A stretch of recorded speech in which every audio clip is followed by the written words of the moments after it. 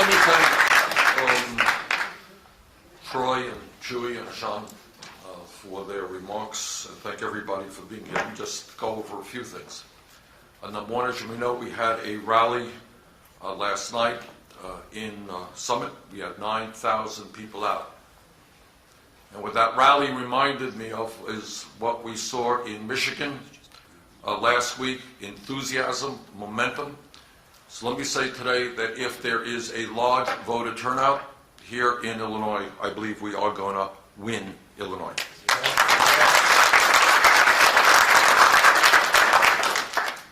As all of the previous speakers pointed out, this campaign is more than just an election between Secretary Clinton and myself.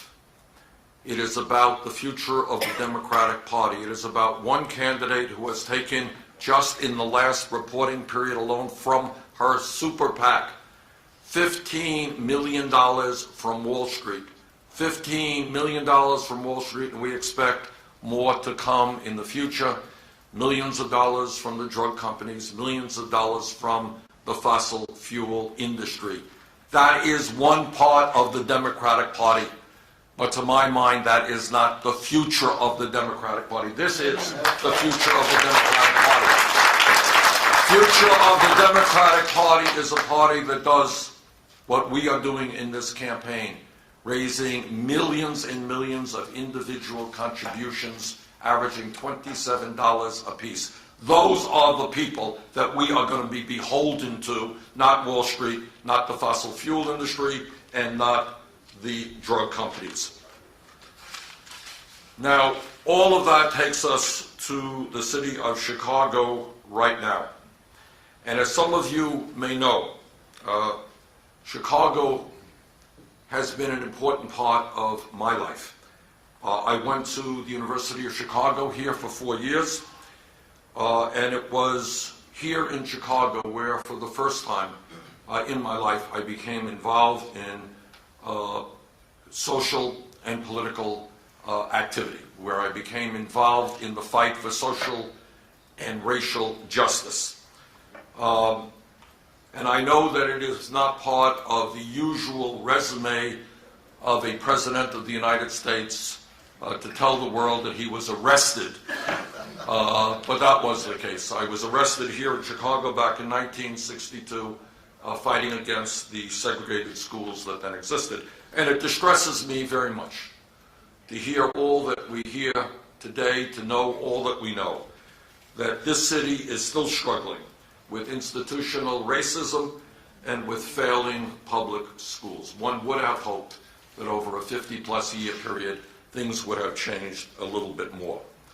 Let me say that, as you know, Hillary Clinton proudly lists Mayor Rahm Emanuel as one of her leading mayoral endorsers. I believe he is at the top of the list of mayors who are endorsing her. Well, let me be as clear as I can be. Based on his disastrous record as mayor of the city of Chicago, I do not want Mayor Emanuel's endorsement if I win the Democratic nomination. That is not the kind of support that I want to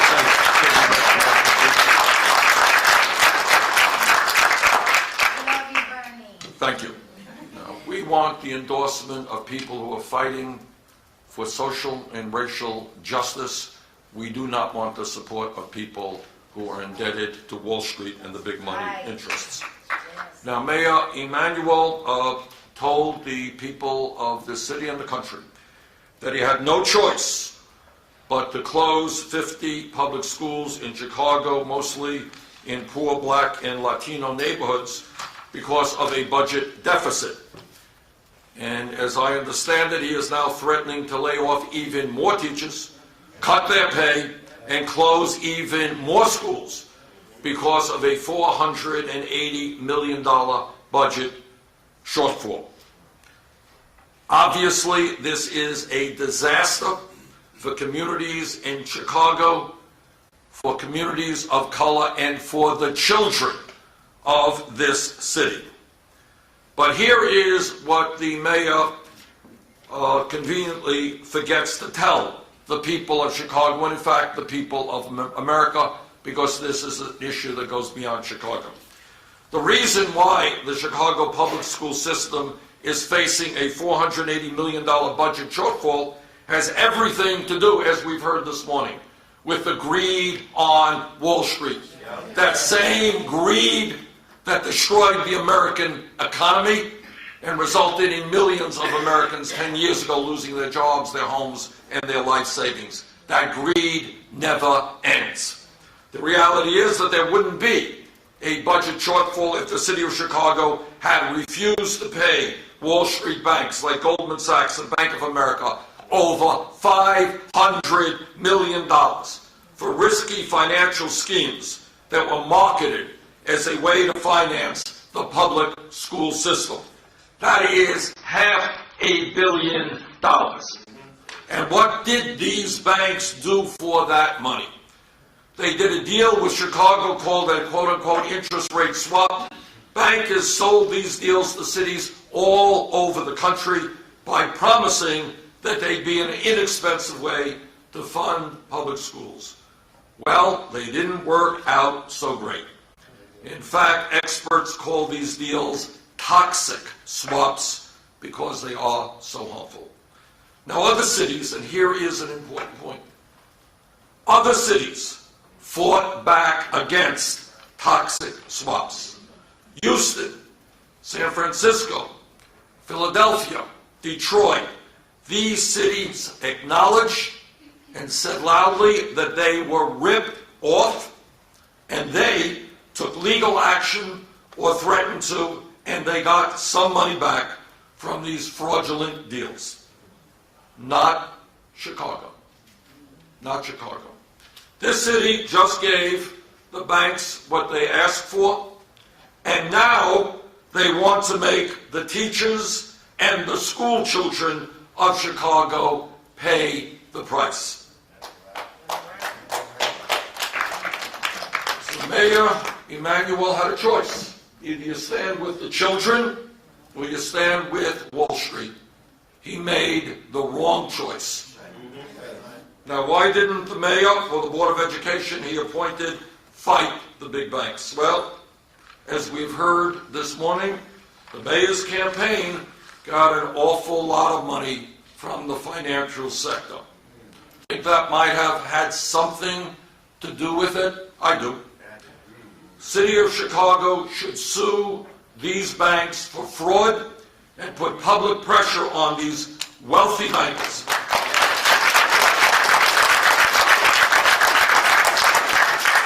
And here is what is really awful and what is just not acceptable to my mind in this country, or certainly within the Democratic Party.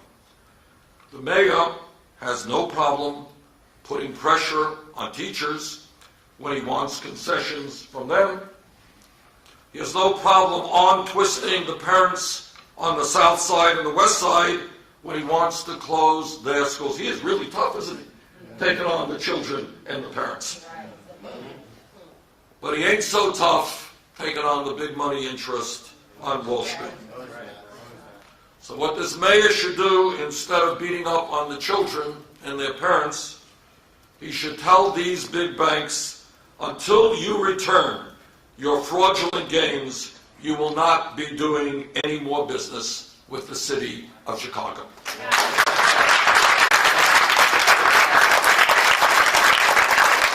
And by the way, mayor is not alone. It goes way up to the governor's office as well. Same thing.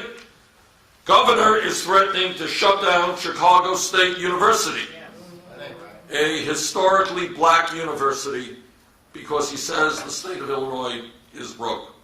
But he forgot to tell the people of Illinois that the state is paying big banks for those toxic swaps as well. The governor should take legal action and fight back, but my guess is he won't do that either. Let me just simply conclude by saying, as somebody who has spent much of his political career taking on Wall Street, demanding the breaking up of these huge financial institutions which are doing so much harm in this country, helping to lead the fight against the deregulation of Wall Street in the first place. Let me tell you that if I am elected President of the United States, the Justice Department will go after these Wall Street vultures. We will go after them in a big way. Their days of looting local communities and state governments will be over.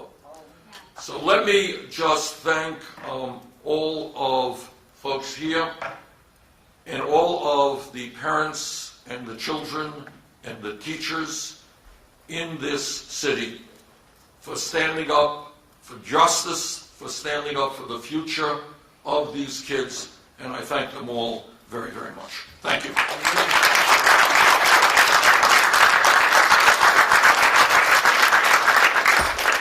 Any questions for Sean? He's our official spokesman right here. Okay. Senator Yes. Sanders? Yeah. Actually, it is a question for kind of the crowd behind you. As I'm sure you guys are well aware, overwhelmingly African-American voters have chosen Secretary Clinton in the race so far. Do you have any comment on that, and do you think it'll be different in Chicago or Illinois? Yes. Well, somebody want to answer that? Come on up there. It's the education. It's the education, and what we have to do as a city is sit down and look at each candidate's platform, look at their background, and look at their record. One thing that's missing in the black communities is we don't want to be a part of the political process because we've had these politicians that is funded by these Wall Street corporations do us so bad and take away the resources and opportunities in our neighborhoods, but we don't feel like we want to vote. So going forward, we want to restore hope in that by giving them a candidate that will care about them and have the best interests of all people. So it's the education. And if they sit down and look at the platform of Senator Sanders and as well as Hillary Clinton, they will see who's the better candidate. So that's what we're doing.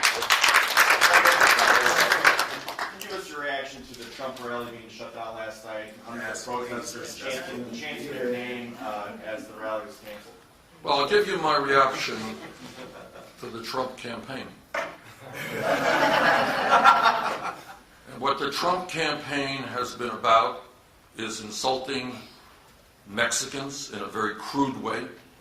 It's been about insulting African Americans. Let us not for one moment forget, and I think sometimes people do, that Donald Trump was at the forefront of this so-called birther movement. And that vicious movement was designed to delegitimize President Barack Obama as President of the United States because of the color of his skin. And I've always found it very interesting. President Obama's father was born in Kenya. My father was born in Poland. Nobody has ever asked me for my birth certificate. I think it has something to do with the color of my skin. Okay, yes? But what do you say to people who say some of your supporters are inciting some of this violence? Well, I don't think our supporters are inciting. What our supporters are doing is responding to a candidate who has, in fact, in many ways, encouraged violence. When he talks about, things like, I wish we were in the old days when you could punch somebody in the head. What do you think that says to his supporters? And what happened the other day when some young man was being escorted out and he was sucker punched? And we've seen other incidents. So the issue now is that Donald Trump has got to be loud and clear and tell his supporters that violence at rallies is not what America is about, and to end it. Secretary Clinton compared what happened after the Charleston shooting, the way that people came together to get over a tragedy. She compared that to the way that people can begin to come together and target things like the violence at these Trump rallies. Do you agree with that sort of comparison that she had made? Well, I think what we have got to do as a nation is, in fact, to come together to address the grotesque level of income and wealth inequality, to talk about, and sometimes I think people don't see it, and that's what this campaign is about. We have a mayor here who is talking about shutting down